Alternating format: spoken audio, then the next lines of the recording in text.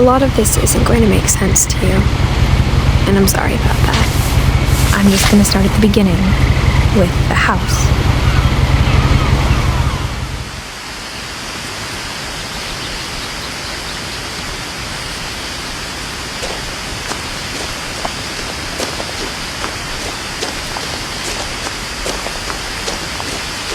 I lived here until I was 11, but I wasn't allowed inside half the rooms.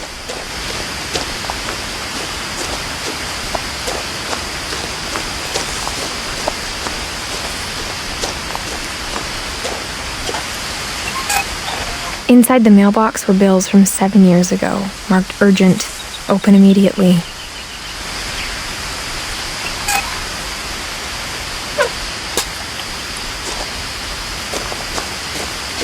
I hadn't been back since my brother Lewis's funeral.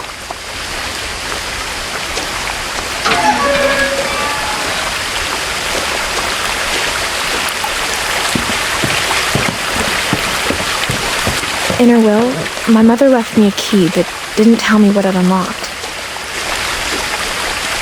Maybe she thought I'd know, or she thought that the mystery would be enough to bring me back.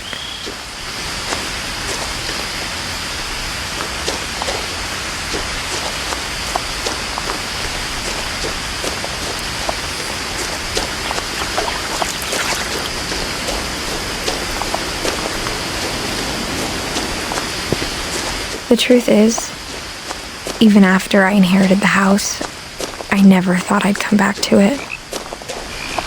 But now I had questions about my family that only the house knew the answers to.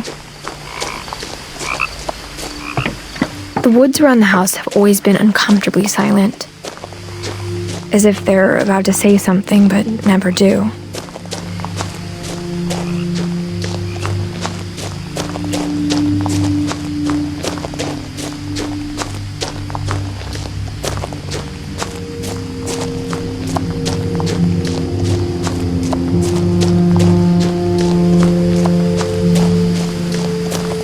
The house was exactly like I remembered it, the way I'd been dreaming about it.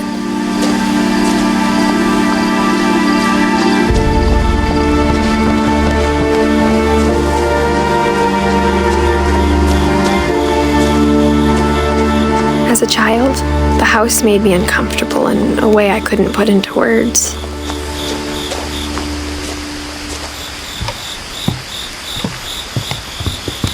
Now, as a 17-year-old, I knew exactly what those words were. I was afraid of the house.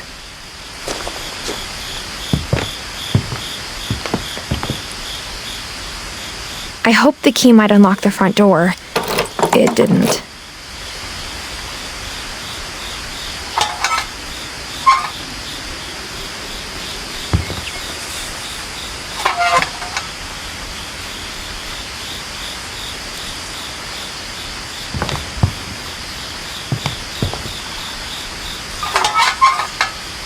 Looking in, I felt like the house itself had been waiting for me.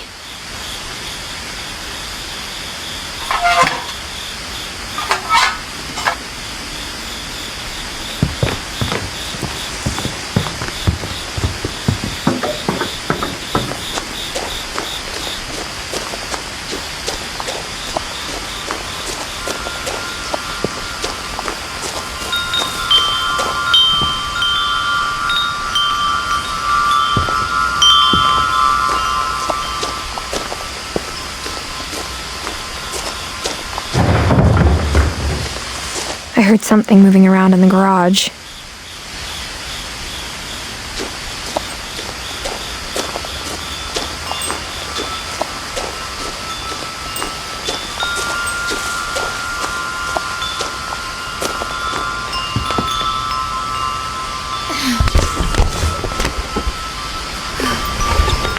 Crawling through the doggy door used to be a lot easier when I was 11.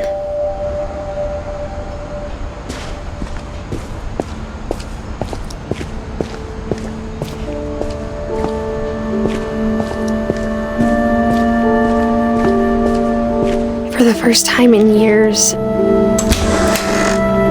I felt like I was home.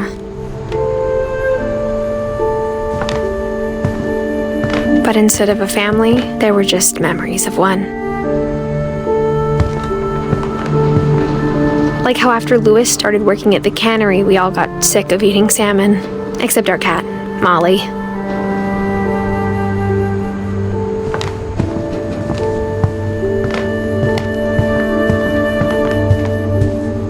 The table was still a wreck from the night we left.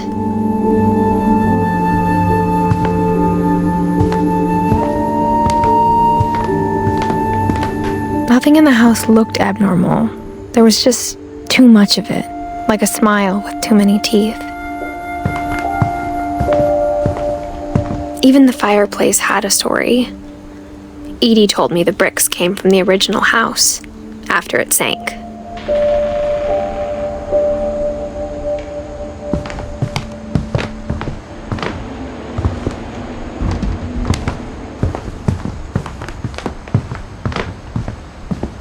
Mom always told me to stay out of the basement, so I wasn't too surprised when the key didn't fit.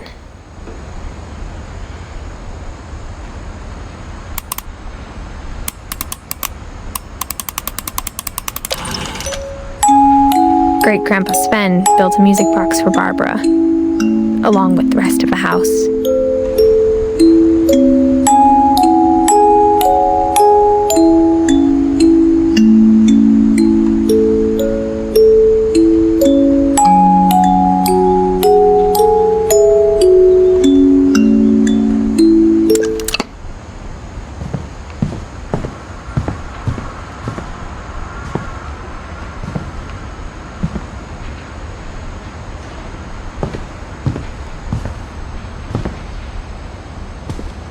After Milton disappeared, Mom sealed up all the bedrooms. Then Edie retaliated and drilled peepholes.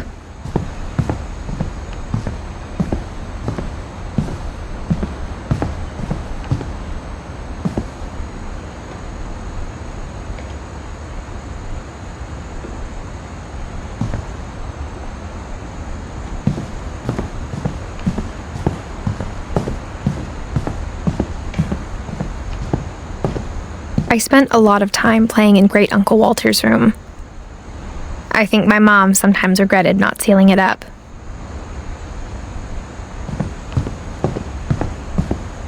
Louis told me there were secret passages, but I never believed him.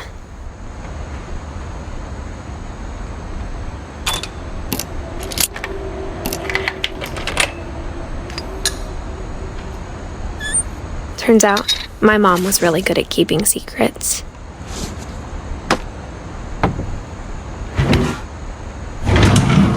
Now it was time to find out what my mom had been afraid of.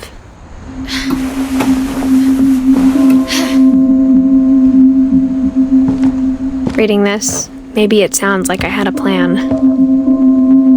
But I had no idea what was behind that door.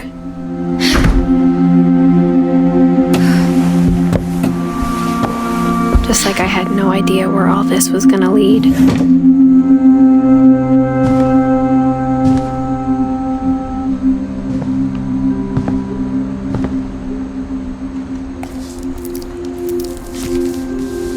December 13th, 1947. Dear Diary, I'll be gone soon, but I wanted to tell somebody about what's gonna happen.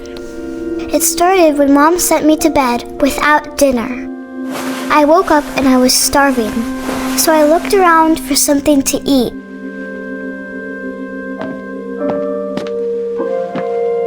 The gerbil food was dry, but I didn't mind it.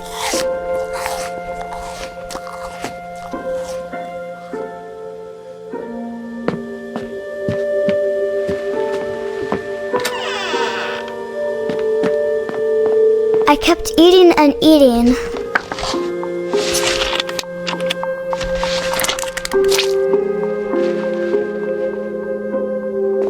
I ate a lot of things that night.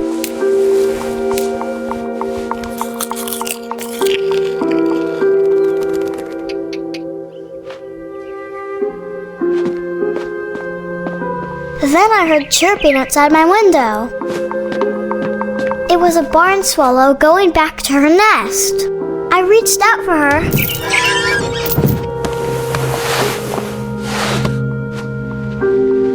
And suddenly, I was a cat.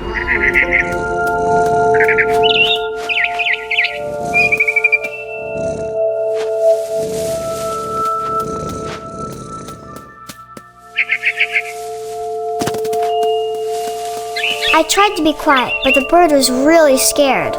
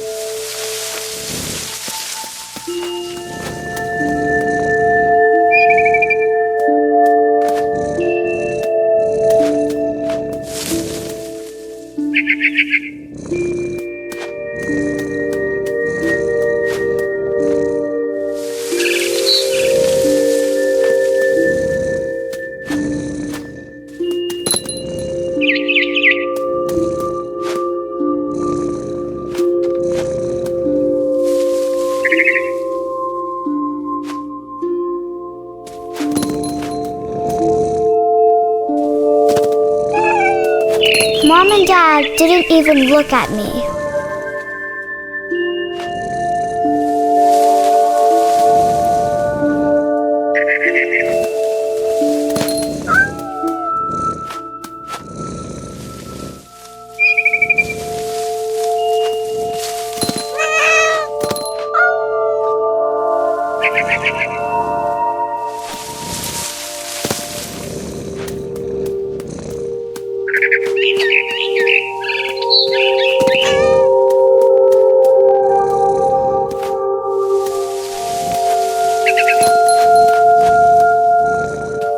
I jumped and I almost got her.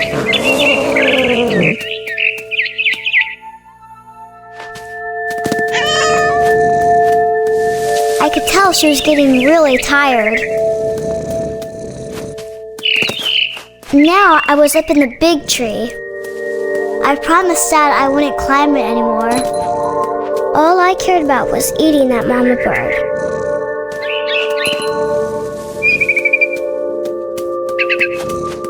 I gobbled her up. And suddenly, I was an owl. First, all I heard was the wind. Then I heard little teeth nibbling in the grass.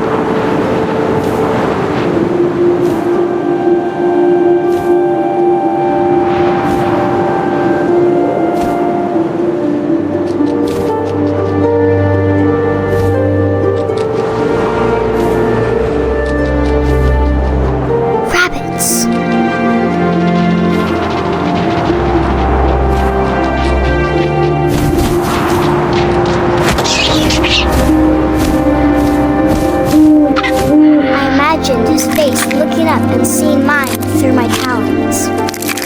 I swallowed him up, and I didn't chew one bit. Then I flew off to find something bigger.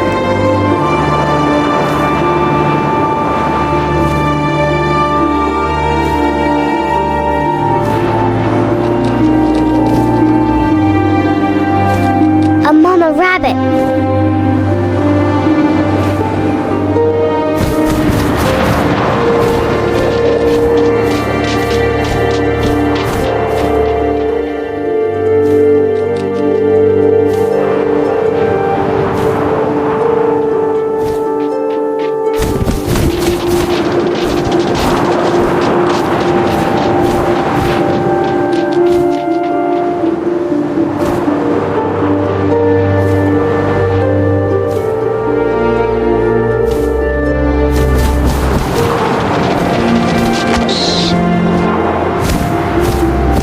She was almost too big to carry.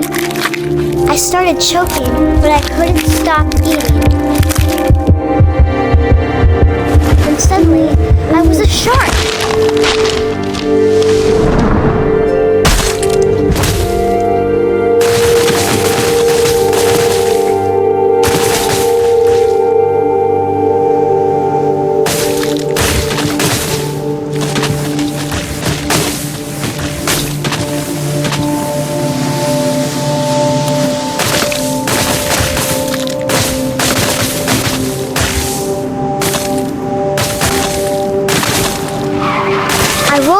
cliff and into the ocean.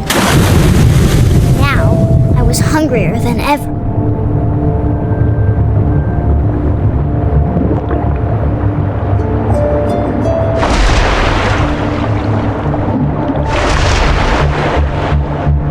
I wanted fat, juicy seals.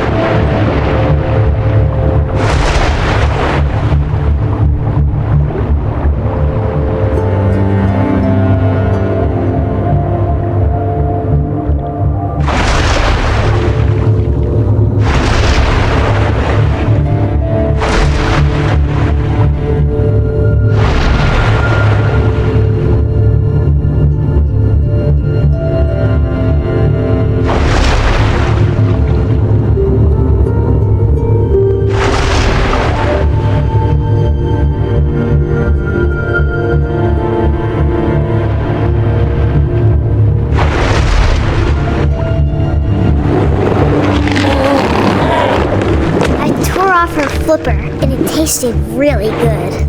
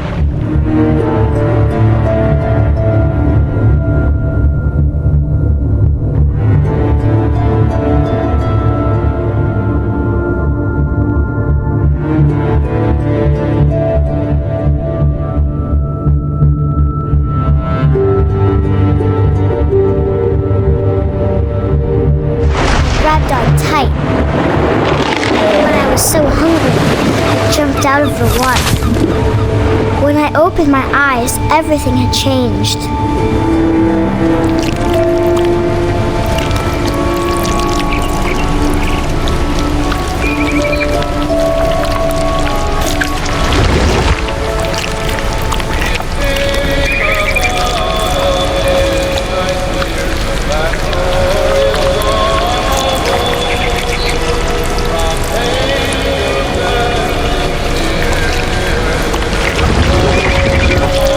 I was a monster, and I smelled people everywhere.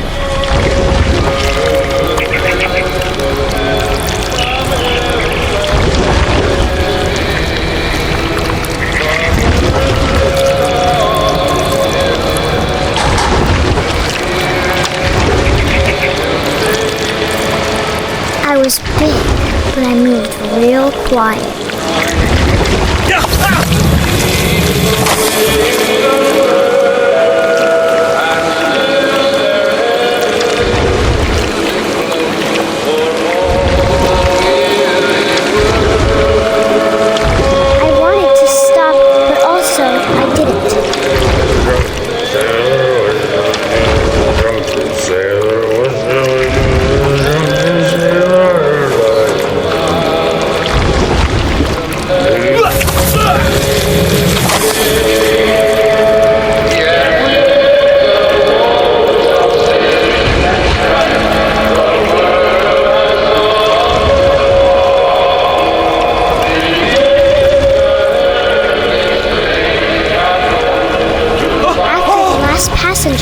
I was still hungry, and across the water I smelled something new, something I had to have, so I swam towards it.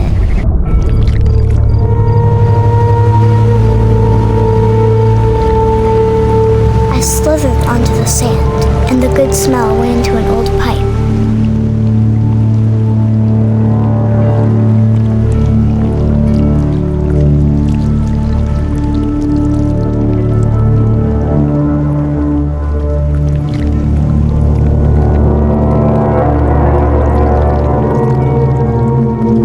Closer and closer.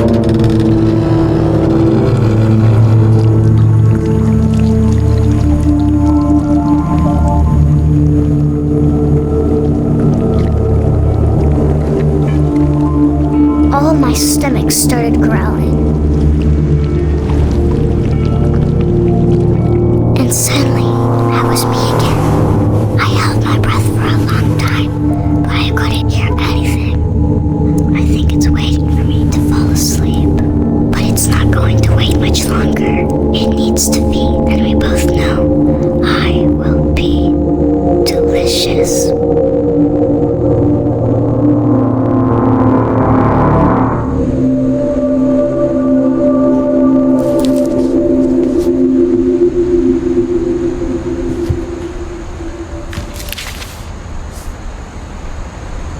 I'm not sure if I believed all of that, but I'm sure Edie would have.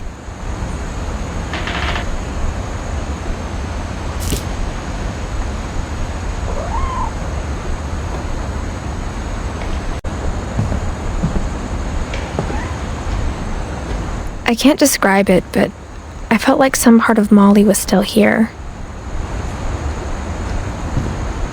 I grew up looking at Molly's gerbil had a tiny bedroom with its own even tinier gerbil cage.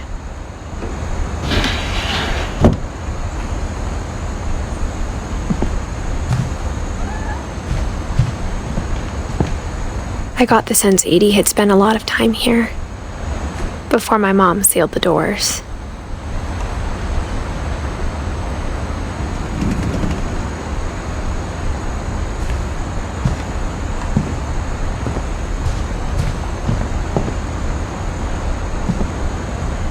Being inside for the first time, I felt like I'd stepped behind a painting.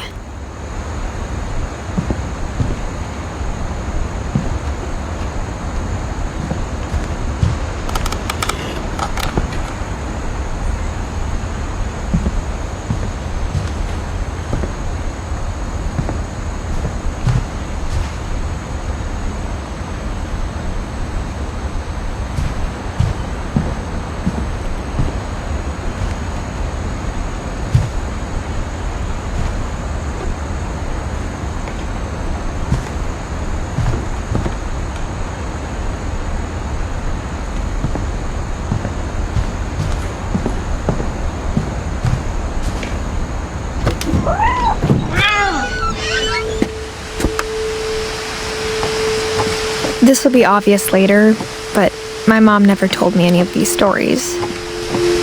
Edie would have, but Mom didn't like bringing up the past. Though, when we adopted a stray kitten, she was the one who named it Molly. I spent a lot of time in Great-Grandma Edie's room.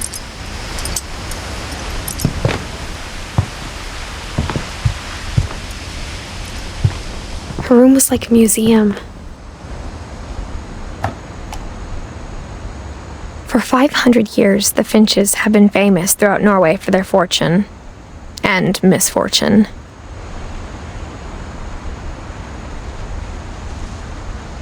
Odin Finch buries the latest victims of the family curse, his wife Ingeborg and their newborn son, Johan. On January 7th, 1937, he set sail with his family and his house, hoping to leave the curse behind. But 40-foot waves off the coast of Washington send the house and Odin to the bottom of the sea. Odin's daughter Edie, with husband Sven and baby Molly, step ashore on their new home, Orcas Island. Odin Finch is the first to be buried in the new family cemetery. His daughter Edie is already dreaming of a new Finch house.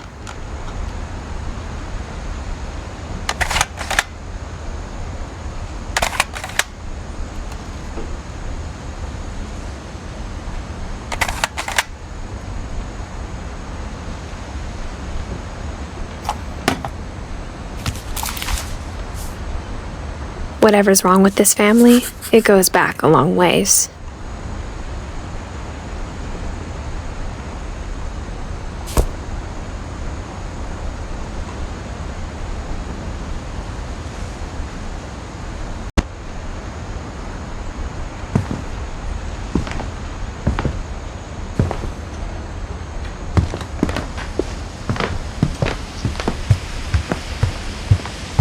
Even in her 90s, sometimes Edie seemed a lot younger than my mother.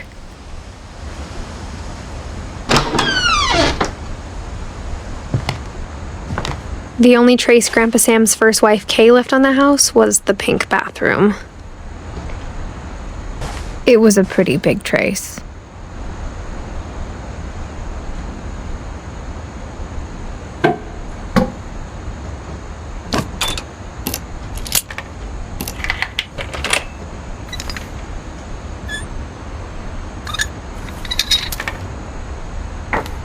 There's a secret in this bathroom. It's in the last place you would look. It isn't in the cupboard. It's hidden in this book.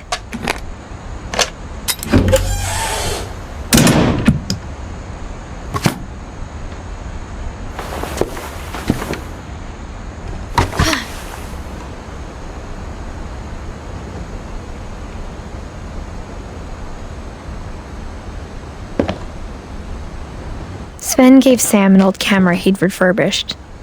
He never put it down.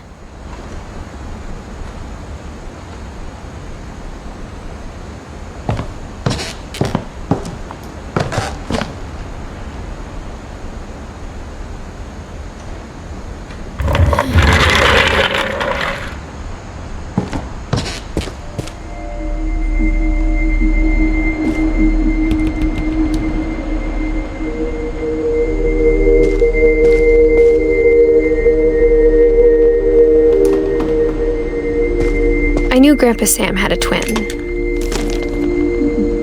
and that he never talked about him.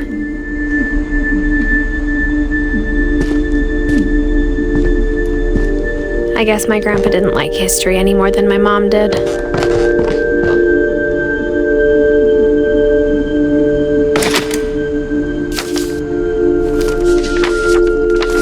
How I Want to Remember My Brother by Sam Finch. The thing I remember is that when he made up his mind, that was it.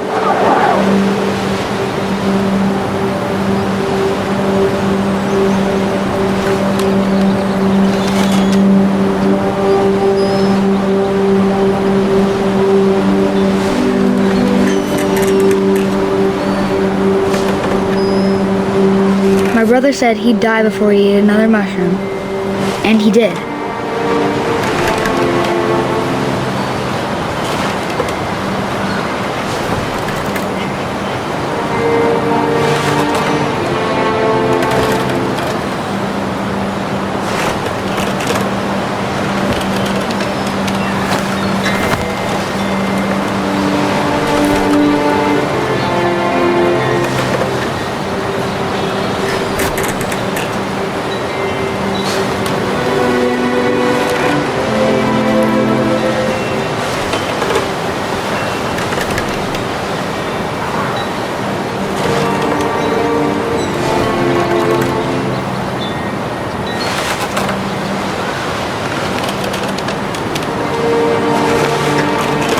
At Barbara's funeral, we swore we'd never be afraid again, and he wasn't. I think Calvin always wanted to fly.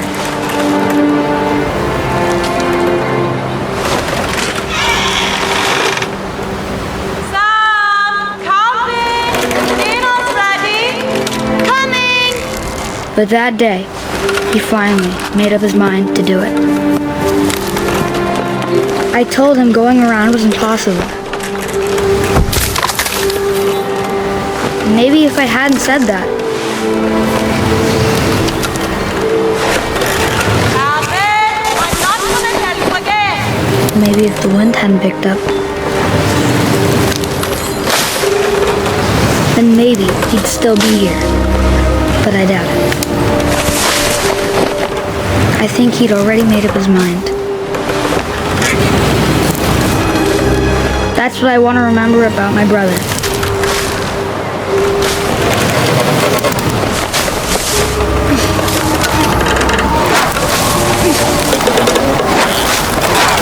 The day he made up his mind to fly. And he did.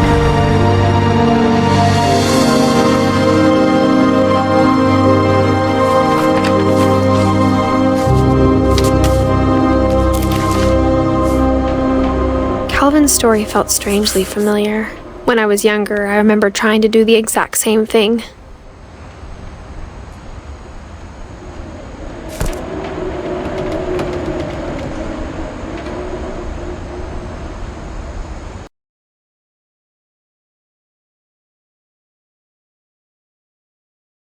After the funeral, Edie roped off Calvin's half of the room.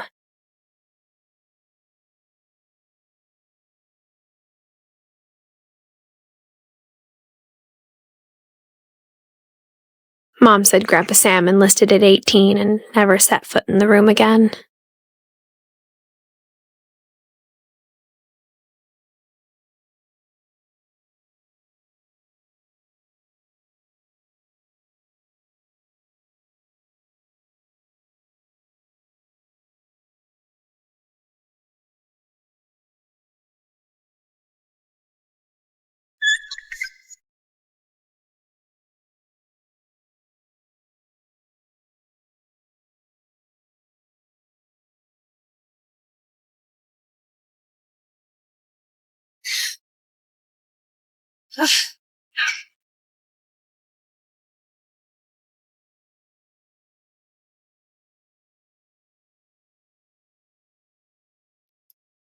The passages were a pretty tight fit.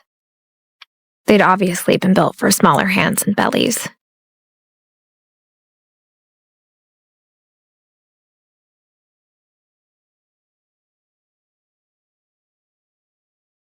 Whenever people ask me about my family, the first thing they always want to know about is Barbara.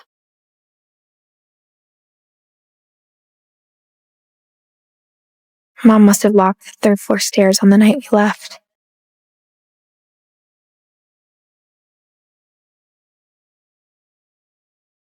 Edie's father, Odin, built the original house.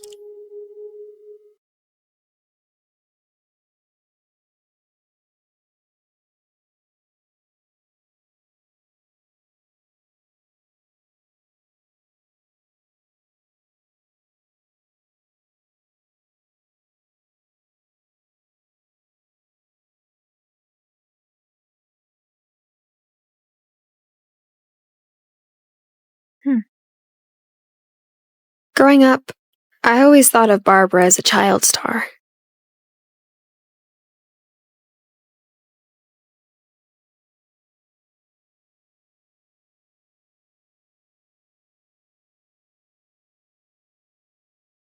I never thought about how hard it must have been for her afterwards.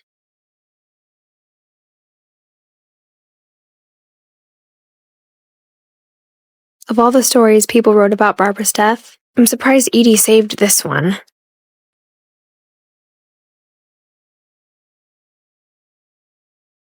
Old Jack here with another ghastly tale inspired by America's most unfortunate family. I'm calling it The Surprise Ending of Barbara Finch. As a child star, Barbara was famous for her scream. Now at 16, she was all washed up. A has-been. But in a lucky break, she'd been asked to perform her signature scream at a local convention for monster movie fans. It was just the boost her career needed. Unfortunately, her scream hadn't aged well. Getting better. I think you just need the right motivation. Her biggest fan and current boyfriend, Rick, was about to demonstrate when... Now that was a great scream. It was Barbara's father, Sven. He'd slipped into a table saw and had to be rushed to the emergency room. So Barbara got stuck babysitting her youngest brother, Walter. Her convention comeback was cancelled. Okay, I'm hearing frustration, but I'm not hearing terror. What if I tried... A gang of hoodlums in Halloween masks have been terrorizing Orcas Island tonight. Police are urging residents to... That came from the basement. You're right! Also, I loved your delivery on that. Why is your basement door locked? Because my dad likes making puzzles and secret passages. There's a key hidden in the music box. The secret is to keep winding and winding until finally the key pops out. Thanks, babe. I'll be back in a sec. 20 minutes later, Rick hadn't returned. So Barbara went to look for him, right on cue. She reached for the music box. And as she wound the key, she listened for Rick, but the house was silent.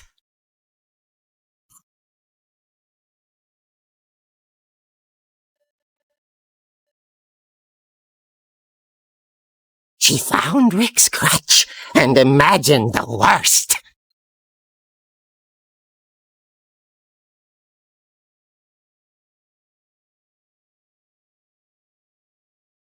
The gang's leader is the infamous Hookman killer, Dr. Carl Hamill, who impaled and then ate his family 10 years ago tonight.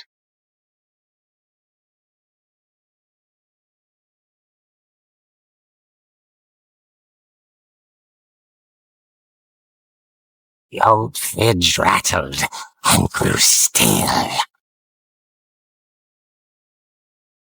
Oh dear! Oh! Rick? Barb, relax. I was just trying to scare you to help you find your scream. Well, I'm not scared, Rick. I'm furious. Then act furious. All I'm getting from you now is that you're hurt and confused and... She threw him out, but she kept a little something to remember him by. Barb, have you seen my other crutch? And she was still holding it when she fell asleep watching the late picture show. Hours later... Barbara! Walter, what's going on up there? Ah! Okay, I'm coming up, but if this is a trick, you're dead, Walter.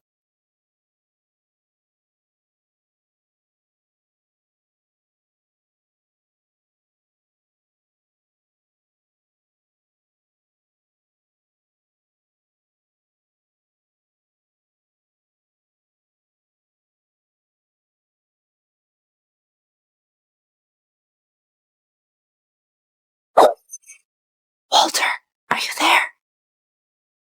Walter had vanished, but his bedside radio was still on.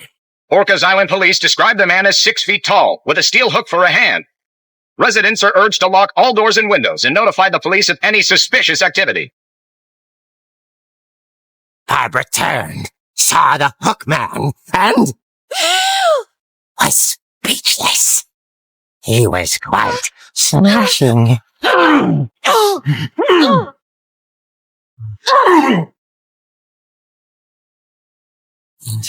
he was. He couldn't get enough of Barbara. Okay, Barbara, there's gotta be another way out of here. That night, she played her part beautifully.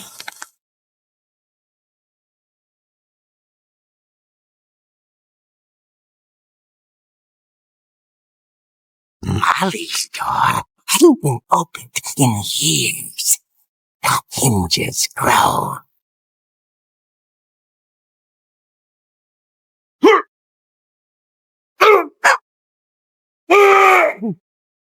He wasn't moving, but she sensed the story might not be over yet.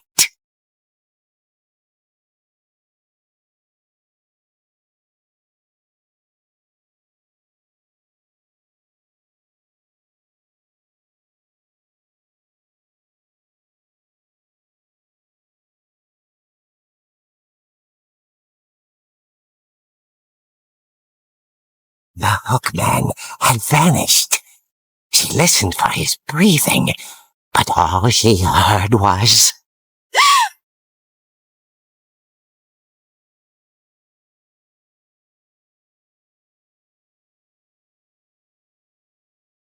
At the door, she heard whispering. It was coming from inside the house.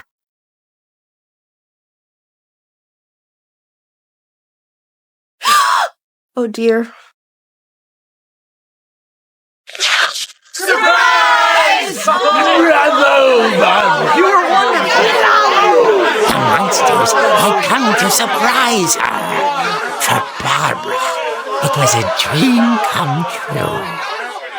Then she saw what kind of monsters they were, and she realized what was about to happen. She was going to be famous. And with her final breath, Barbara Finch gave the performance of her life.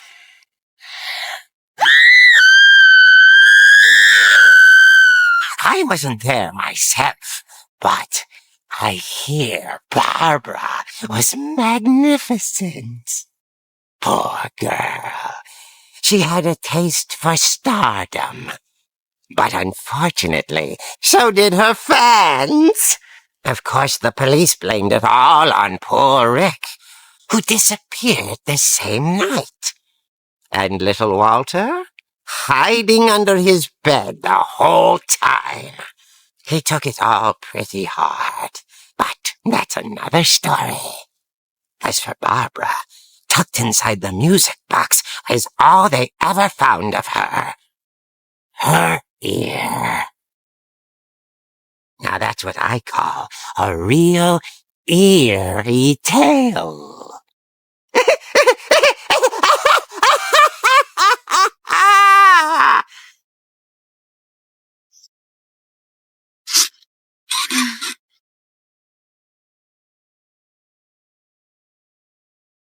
Edie told me all Barbara wanted was to be remembered, as absurd as that comic was.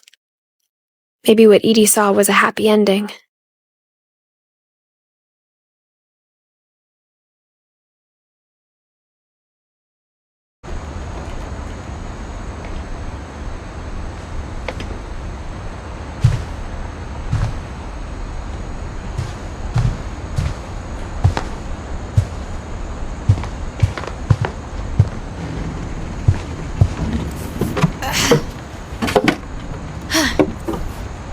I guess now I know why Mom didn't like me playing with the music box.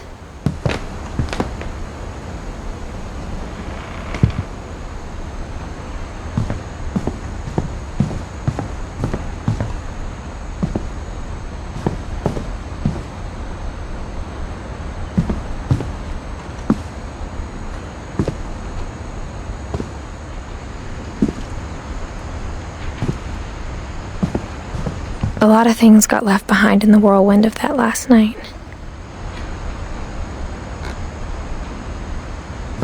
My mom wasn't much of an optimist, but she never stopped believing that my brother Milton was alive.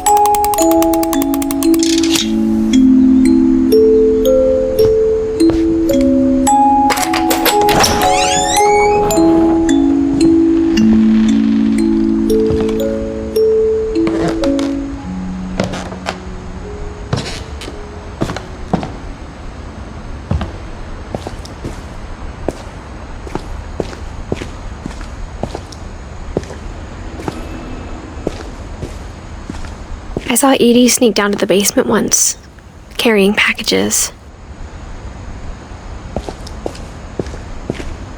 I thought maybe she was hiding presents.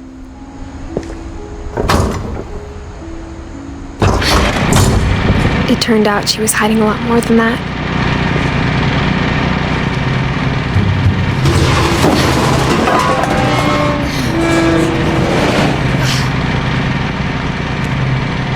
I remember asking Mom once about where Walter had gone.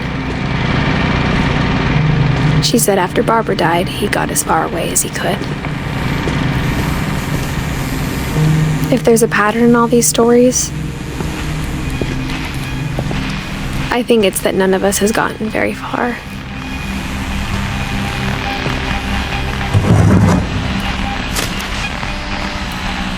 Goodbye, everyone.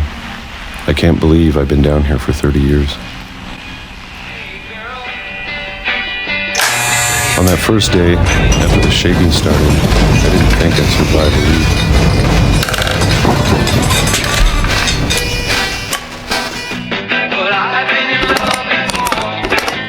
But after a few days, I settled into a routine. That's what kept me sane. Having a schedule, living for today. I always expected to be dead tomorrow. But if you wait long enough, you get used to anything.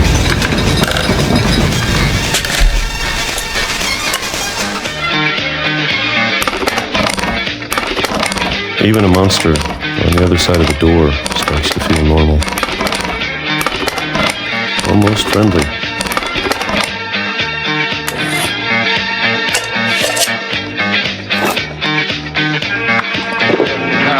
And then one day, everything just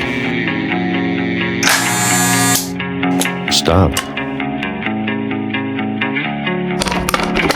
Whatever that thing was, it was gone. Maybe it got tired of waiting. Or maybe I just got tired of being afraid.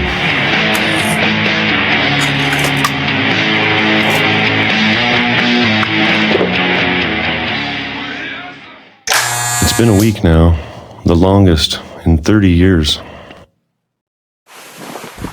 I'm done waiting.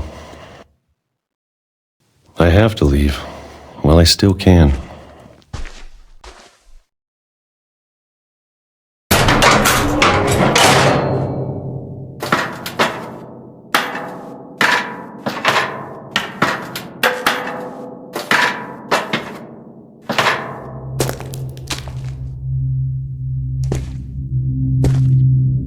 I know it's out there, somewhere.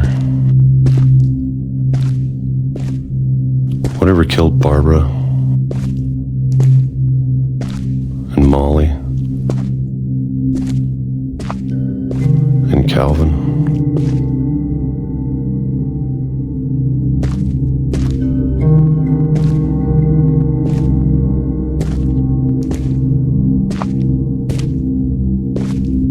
Maybe this is all a mistake. But I need to stop living the same day, even if it kills me.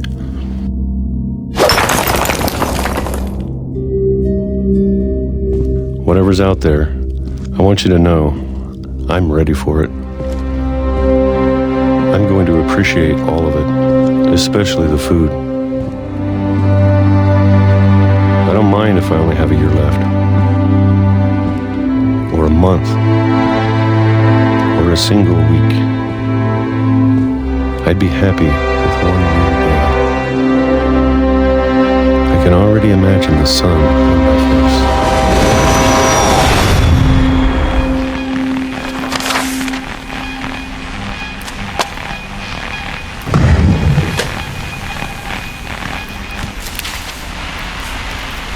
Walter died when I was 6. I can't believe my mom never told me he was down here.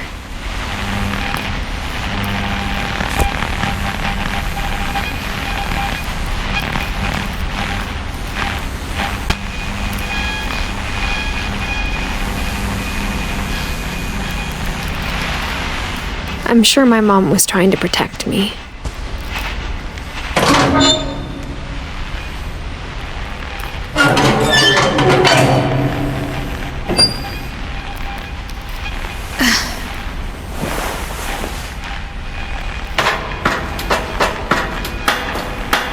Maybe she was afraid I'd end up like Walter. But if she never told me about an uncle under the house, I can only imagine what else she was hiding. I don't want to make the same mistakes she made,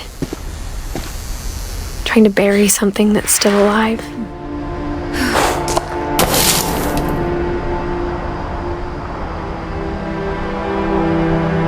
Now that there's only one of us left, or maybe 2, I thought it was time I heard the stories for myself and found out what happened to everyone else. But now I'm worried the stories themselves might be the problem. Maybe we believed so much in a family curse, we made it real.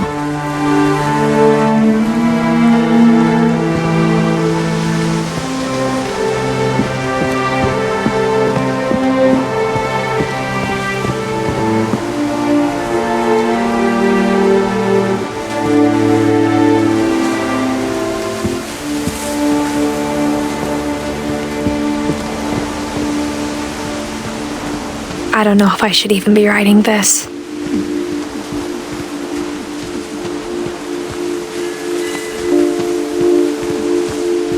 Maybe it'd be better if all this just died with me.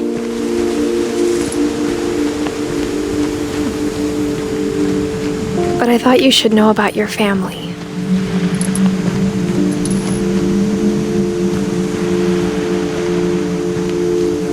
And the history you're a part of. Though to be honest, I feel as lost as you probably do right now.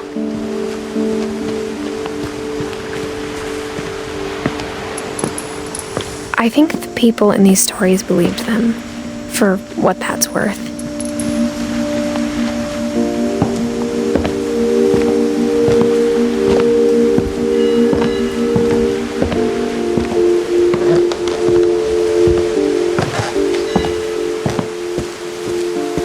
And when you look at the house, that history of imagination and stubbornness and madness, any of it seems possible.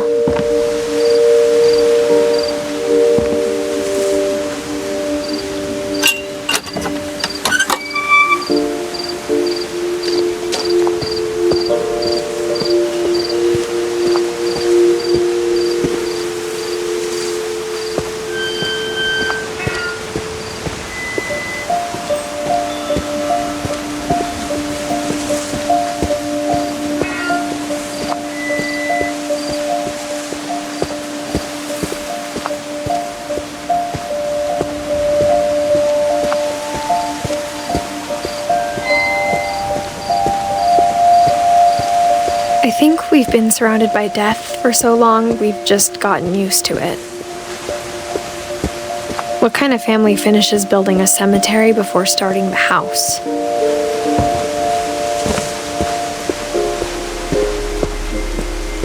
It's embarrassing for me to admit this, but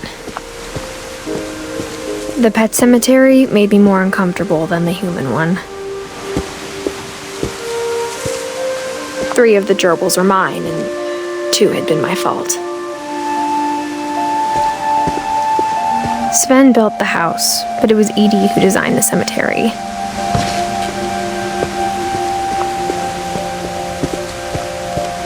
I'm sure Odin's monument had been Edie's idea. My mom was always trying to move on, but for Edie, the past never went away.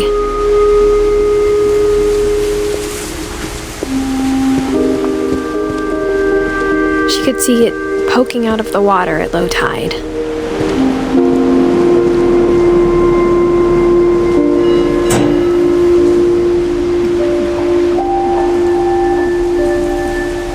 Edie said she dreamed about the old house every night.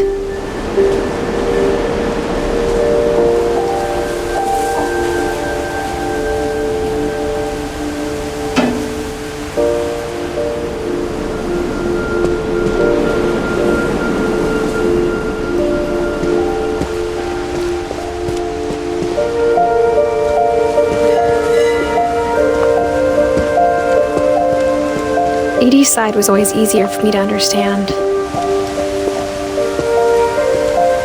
But the older I get, the more I can see where my mom was coming from. Her dad had been pretty strict, but it wasn't enough to save her brothers. She was just trying to do better.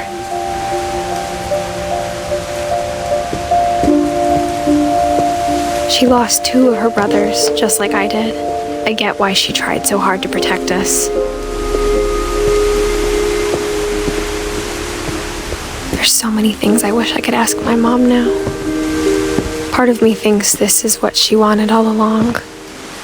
For me to come back someday and find everything out for myself.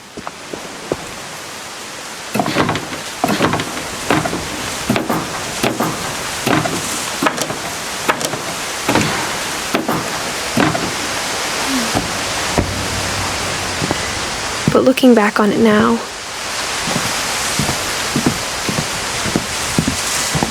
if she told me there was going to be so much climbing, I never would have come when I was 22 weeks pregnant.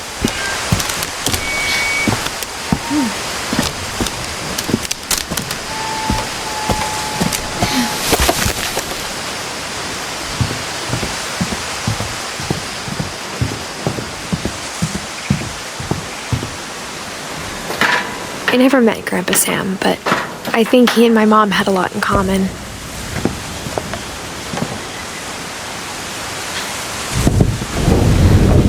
They were both pretty intense.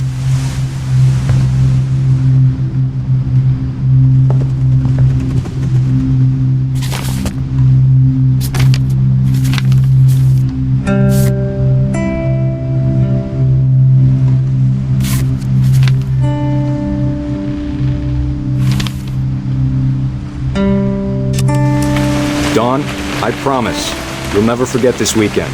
Yes, sir. These memories are gonna last a lifetime. Am I gonna have to shoot anything? It's a hunting trip, Dawn. Shooting is strongly encouraged. Shouldn't we be leaving? Just want to get a shot of you, Dawn, then we can take off. I'm over here, Dad.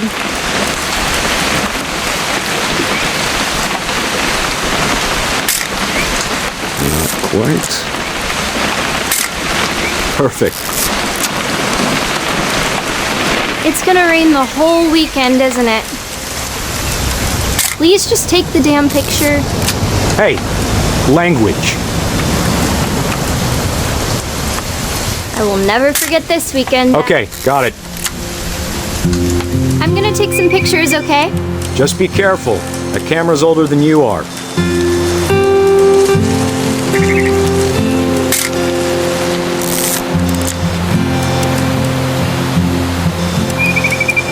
You're right, Dad. It's starting to clear up.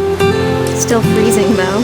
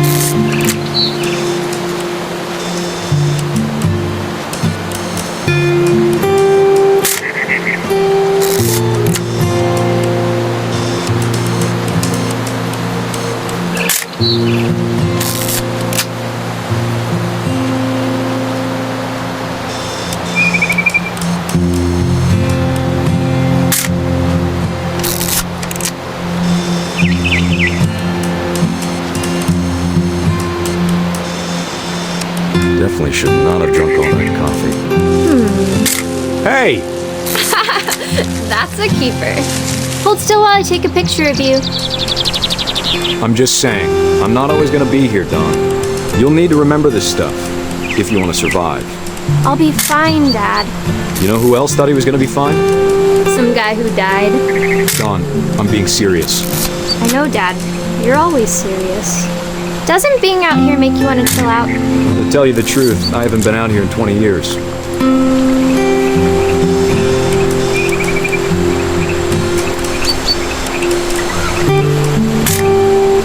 Dawn, don't you think you could find something more interesting to photograph?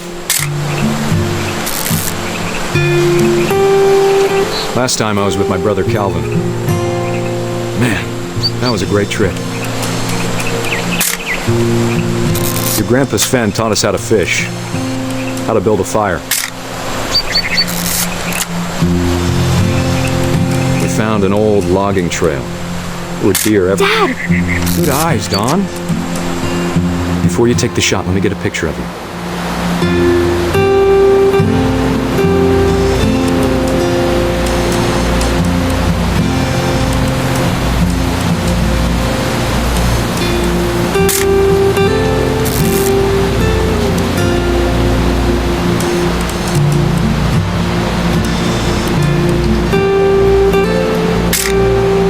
I'm over here, Dad. Dad, I... Just breathe. Turn off your... Let me get behind you. Do I have to do this? Dawn, you don't have to do anything. But if you want to survive... Great shot, Dawn!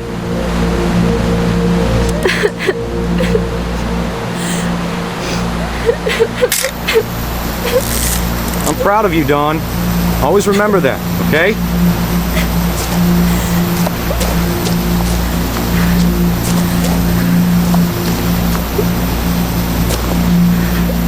Sorry, Dawn. Just gotta reset the timer.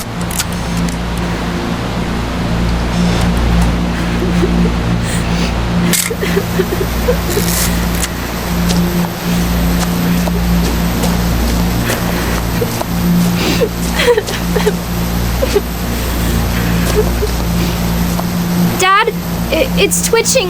I think That's totally normal, Dawn. Just focus on the camera. Try not to think about... Dad!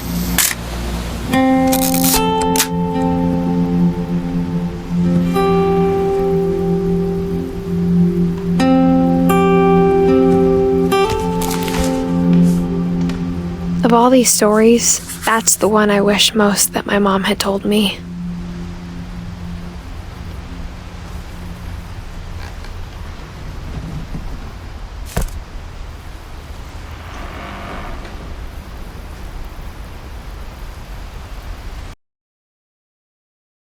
Sam spent his life shooting photos, but Mom said he got nervous being in front of the camera. I guess we're all afraid of something.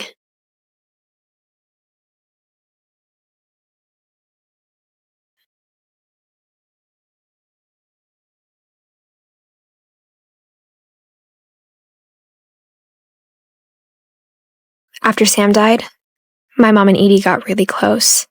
They'd both lost a lot.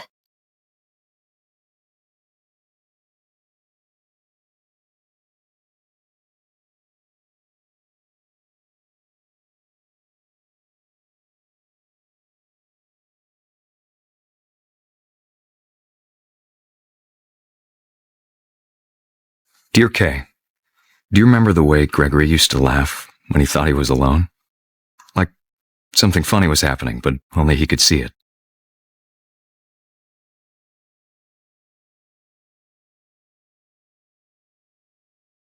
I think he saw things the rest of us don't.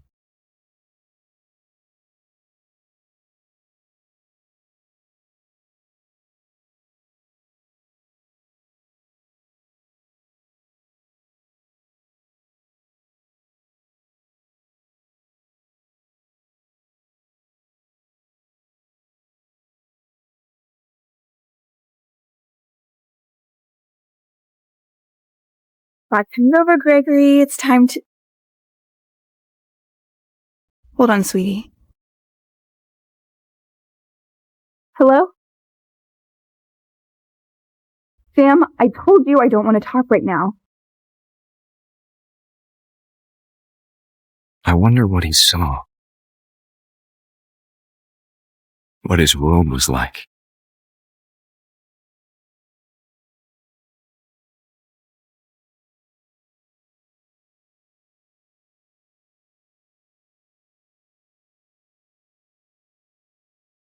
He reminded me so much of Calvin. Lost in his imagination. Whatever it was he saw, it sure made him happy.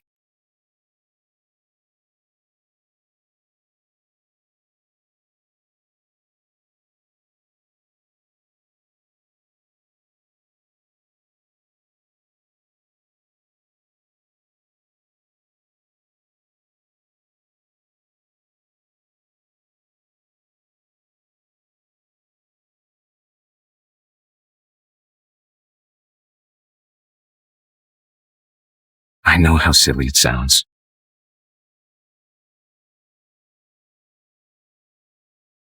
But I worried about a baby being too happy. But I could feel him slipping away. Sorry about that, Gregory. I know you did everything you could. Maybe if I hadn't called that night. Damn it. Hold on, I don't want Gregory to hear this.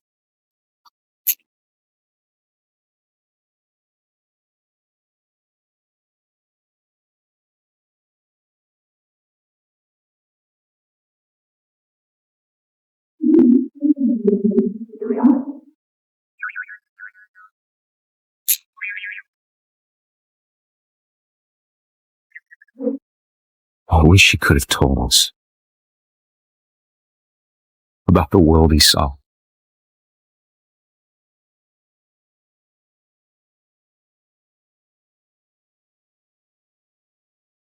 Hey, there's so much I don't understand about Gregory. About everything.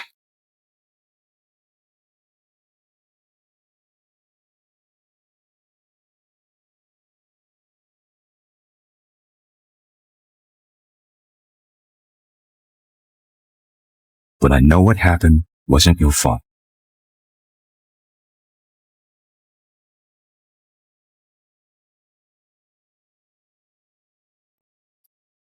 Sure, he's happy.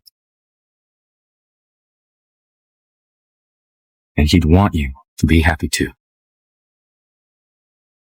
Good luck, Kay. Love, Sam.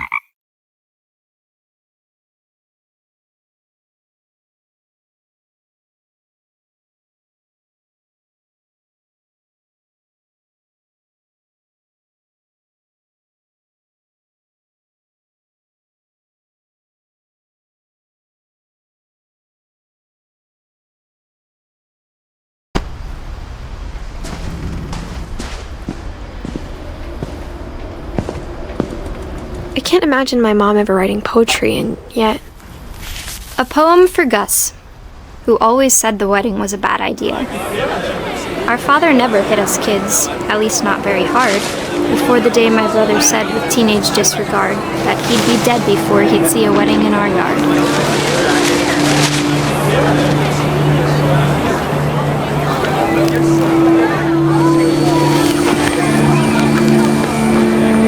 My father made him come, of course, but Gus stood far apart, just flew his kite and bottled up the storm inside his heart.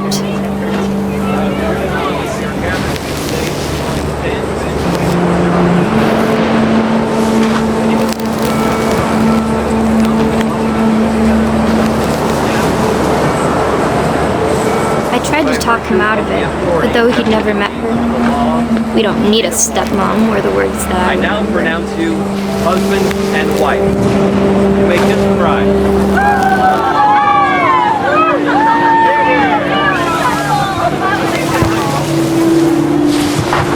When the time for photos came, Dad ordered him to come here. But Gus declined and as a sign held up his middle finger.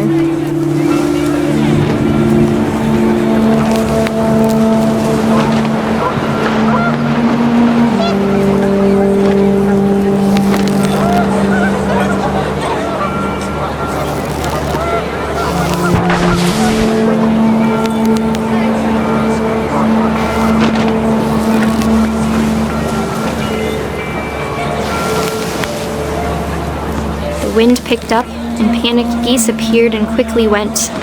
But all the humans did that day was go inside the tent.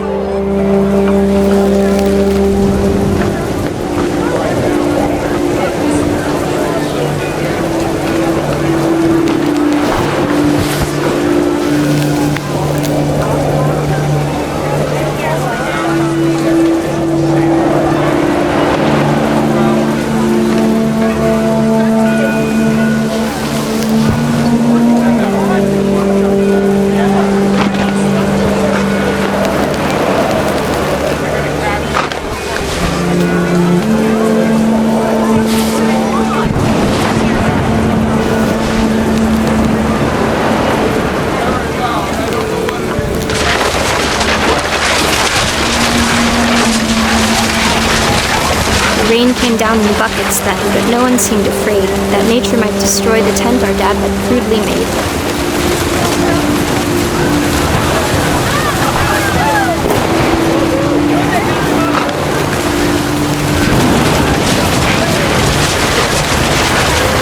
The thunder sounded much too close and full of angry power. But all my father said to this was, "Make the music louder."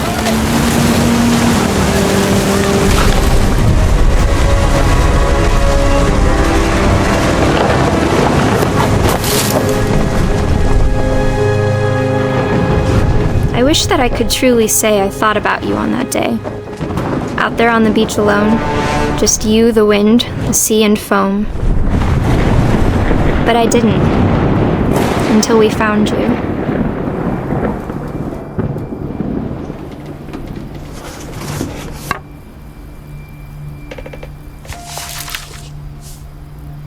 She never talked about him, but Mom told me once if I was a boy, they were going to name me Gus.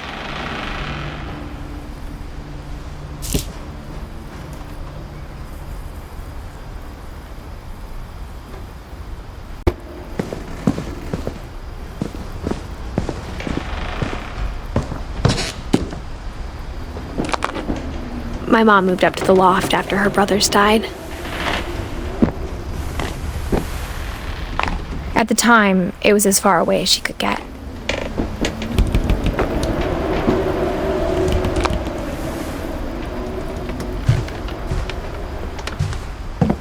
She spent a summer building houses in Calcutta, where she met my dad, Sanjay.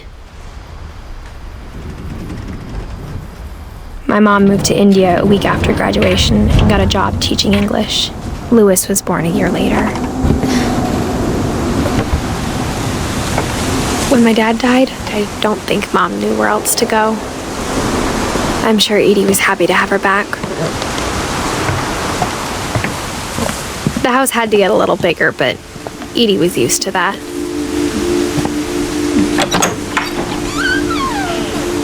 And for a while, things were good, almost normal, but it didn't last.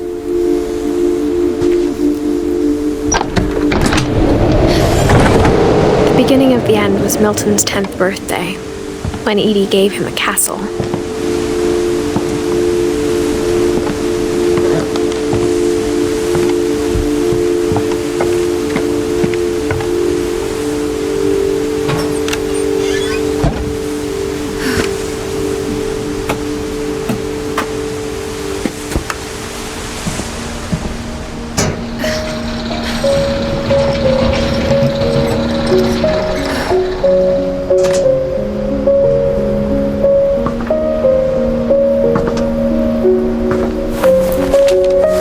Milton Finch in The Magic Paintbrush.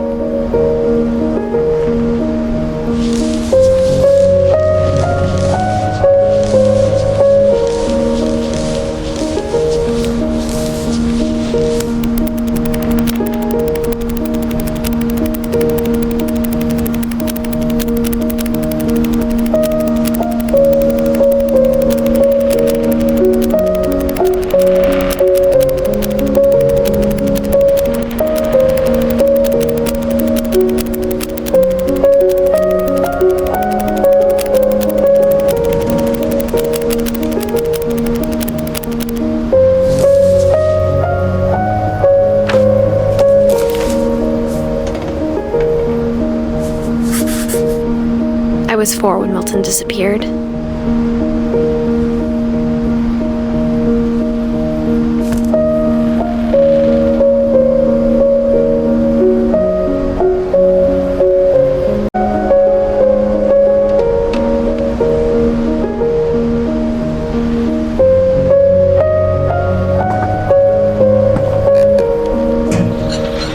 Mom spent months searching for my brother.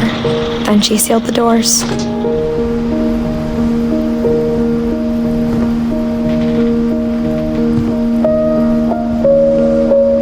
Whatever Milton had found in the house, Mom didn't want it getting out.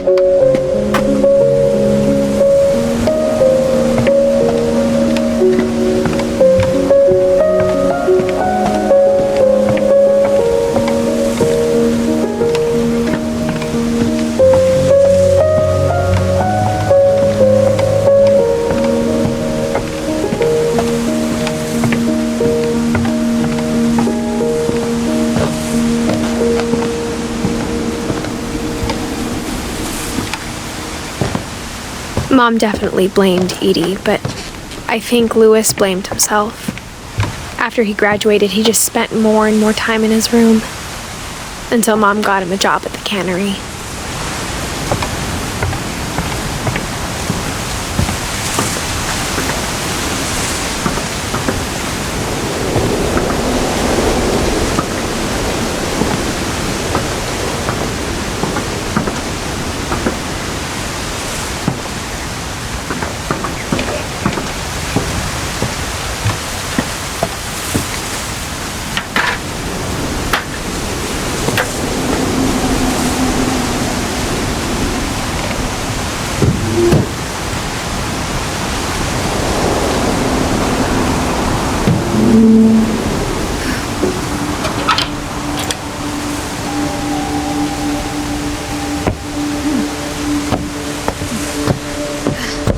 Louis's room smelled very, very familiar.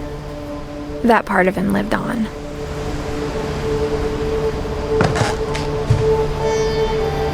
Louis and I spent a lot of time playing games together, but he was surprisingly bad at them. He died a lot.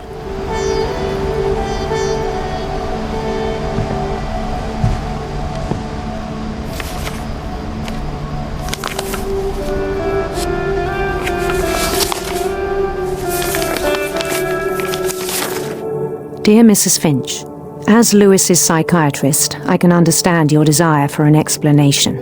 As I see it, the trouble began in January, shortly after we convinced your son to seek treatment for substance abuse. Newly sober, I believe Louis first noticed the monotony of his daily life.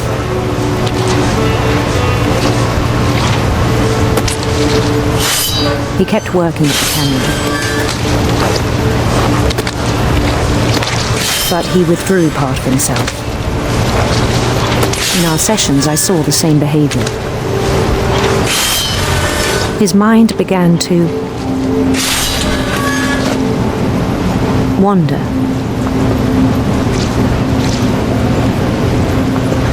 I asked him to describe it. He said he started small, imagining a labyrinth. He'd feel his way about. Then something moved. Bats. And toads.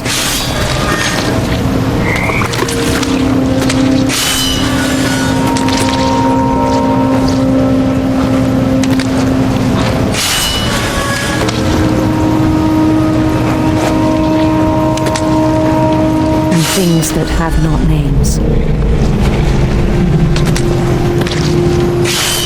He knew it was all in his head.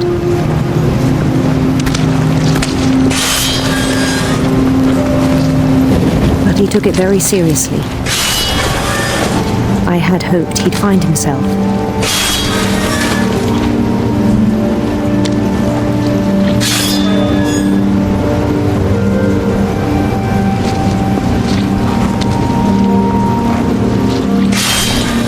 But he found something more.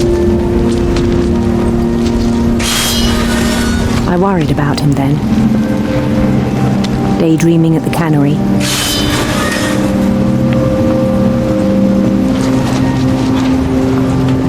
I spoke with his boss,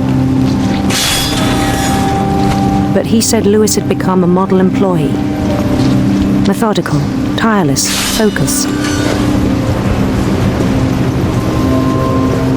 Like a whole new Louis. So I let him go on.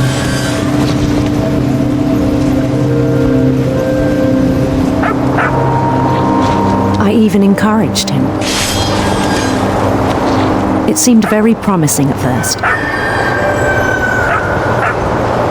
He told me he'd made a new friend.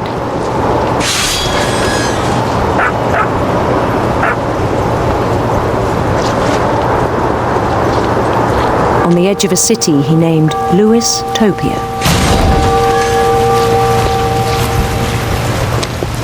He built the city up slowly, brick by brick. Then he made musicians.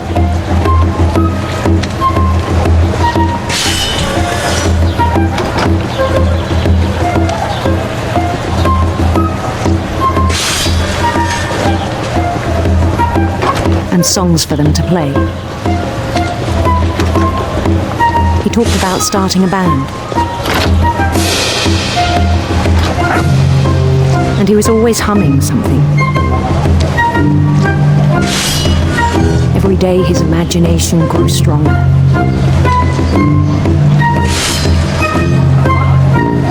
He no longer spoke at the cannery.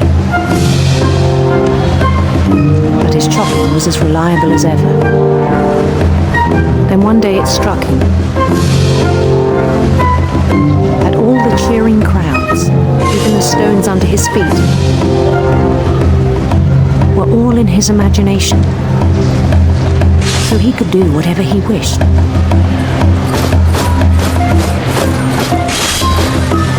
He held an election for mayor. And he won. They begged him to stay, but his mind was already wandering. It became a game for him.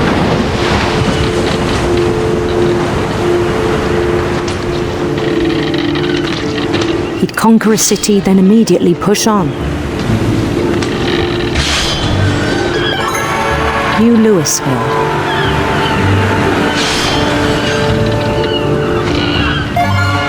St. Louis. He started drifting away from our reality.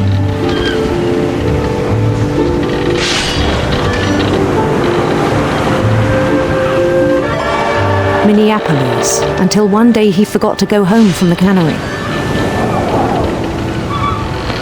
Even as his mother pleaded with him, part of Louis kept sailing on.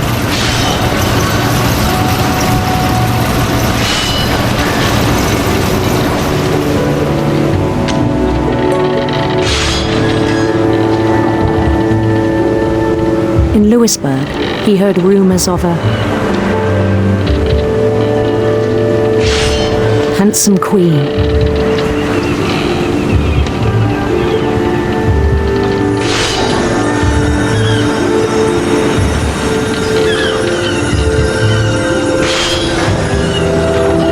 The queen was on her own quest for sinister serpents.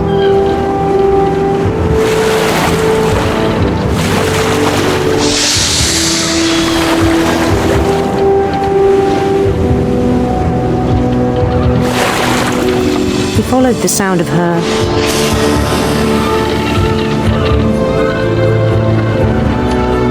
silver harp.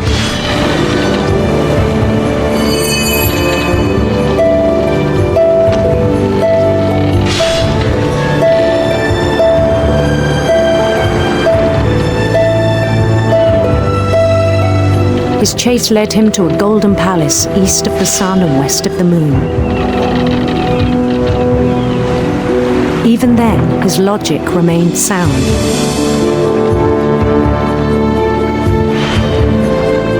He knew the world was all in his imagination.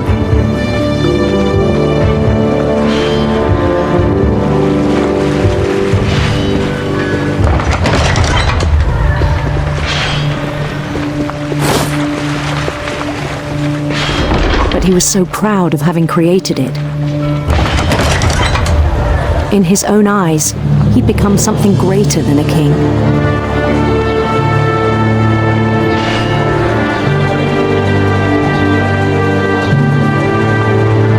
For someone who'd never known success in the real world, I think it was overwhelming. And then it struck him that the real Louis was not the one chopping salmon, but the one climbing the steps of a golden palace.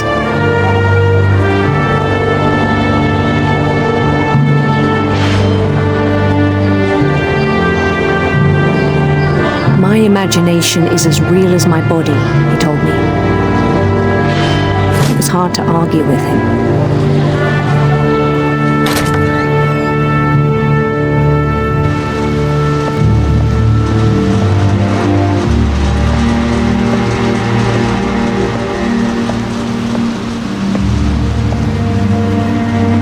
He began to forget the world we know.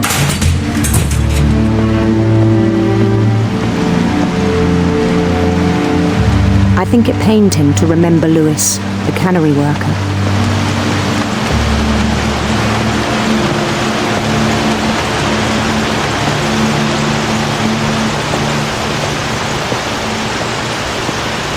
He began to despise the man with a royal contempt.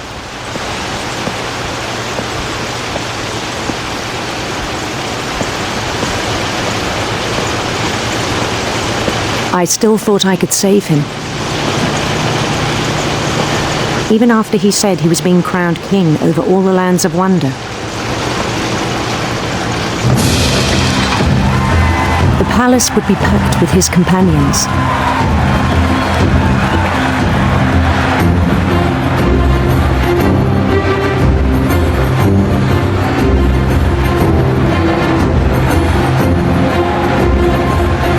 Including the wise Calico who'd insisted on inviting him.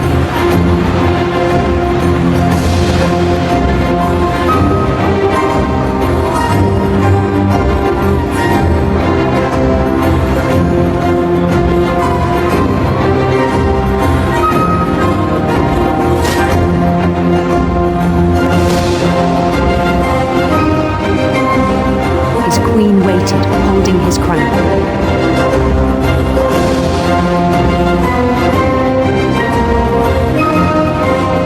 There was only one thing left to do.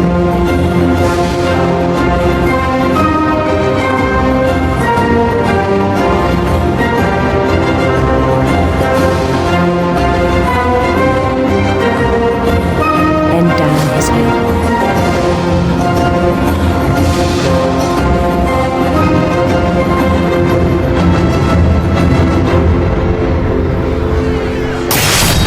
And the rest I think you know.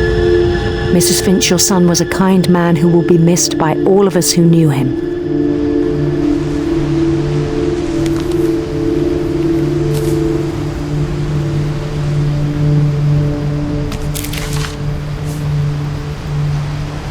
My brother was really cool. I wish you could have met him.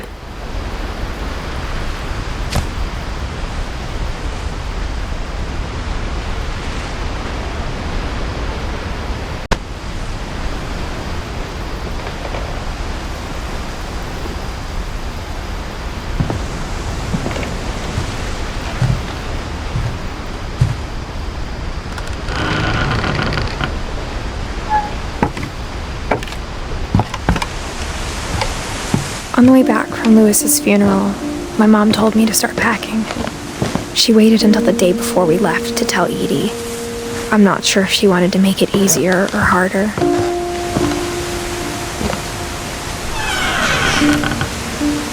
I wish we'd stayed.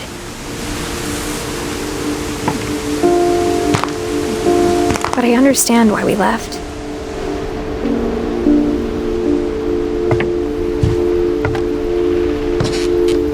My mom ended up leaving everything behind. What happened that night had been coming for a long time. Maybe it should have come sooner.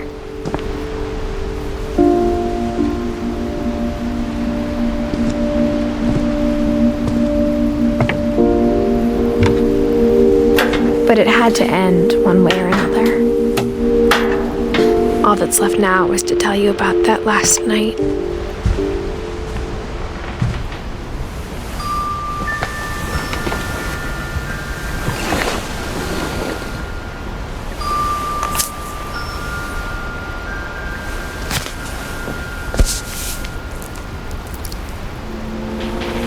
That whole last day, Edie just watched us pack and didn't say a word. Until supper, when she raised her glass and said, "To our final night together, and all our final nights apart." Grandma, you know what I said about alcohol. Some of your medications are very Edith, specific. I left a present for you in the hallway. Why don't you go open it?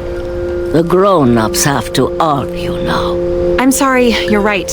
We're all leaving tomorrow. Let's just enjoy our last... I'm not leaving. Edith, you're excused.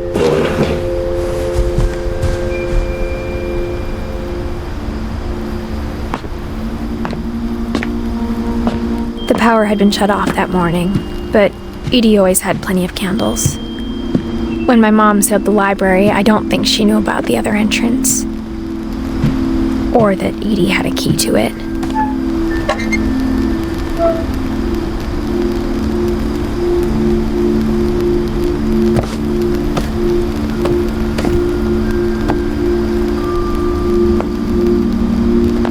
That thing you're afraid of isn't going to end when you leave the house.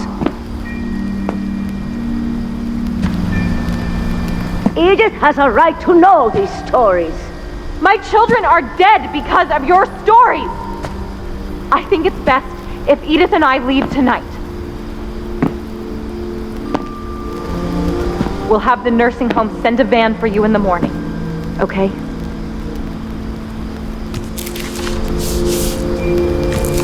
Dear Edith, there's so many stories I wish I could tell you, but there's only time for one. This is about what happened on the night you were born.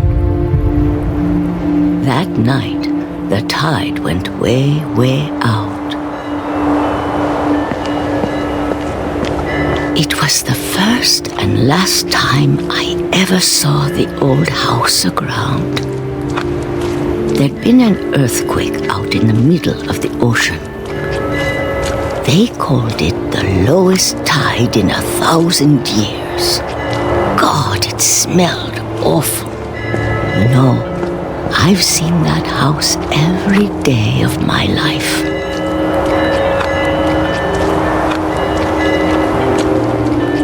But I never thought I'd go back to it. When the fog rolled in, I lost my way.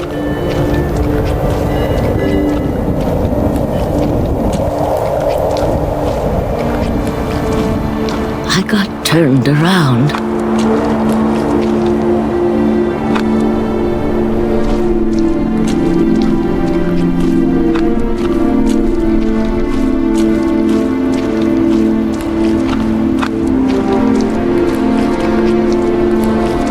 For a while, I wondered. I started seeing things.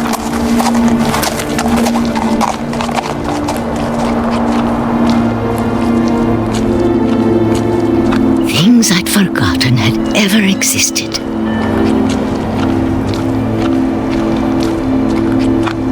But when I saw them, they felt like old friends.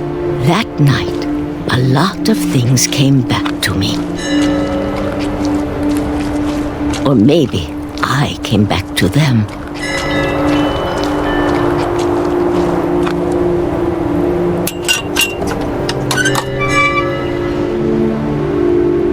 Things I can't explain, but that I need you to try and... Edith, what are you doing in here? It's mine! Edith! Mom, you're gonna rip it! Let go! I kicked and screamed, but Mom dragged me to the car. I never saw Great-Grandma Edie again. The next morning, the van came to pick her up, but she was already gone. After that, we moved around a lot.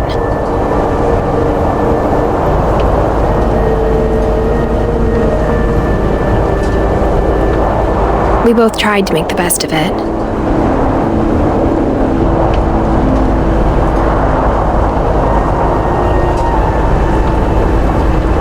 A few years went by.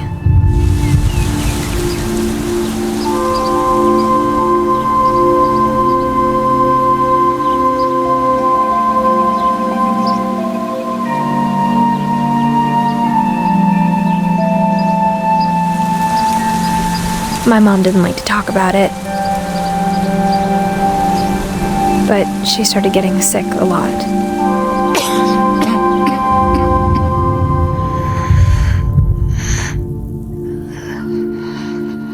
She got better for a while, and then she didn't. And then I was alone.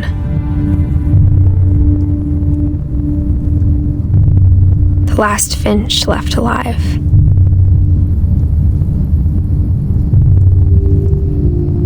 until I found out about you.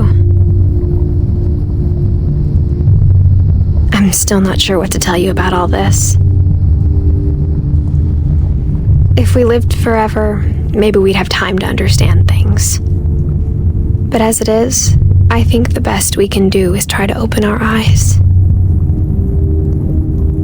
and appreciate how strange and brief all of this is.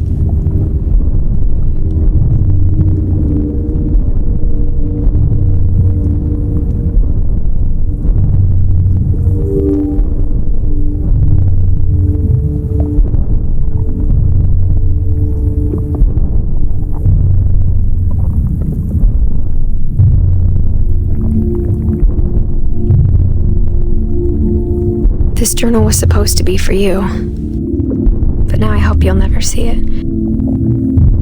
I just want to meet you and tell you all these stories myself.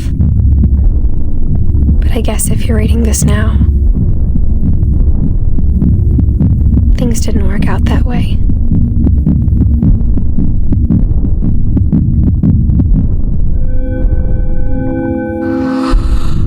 This is where your story begins. I'm sorry I won't be there to see it. It's a lot to ask, but I don't want you to be sad that I'm gone. I want you to be amazed that any of us ever had a chance to be here at all. Good luck.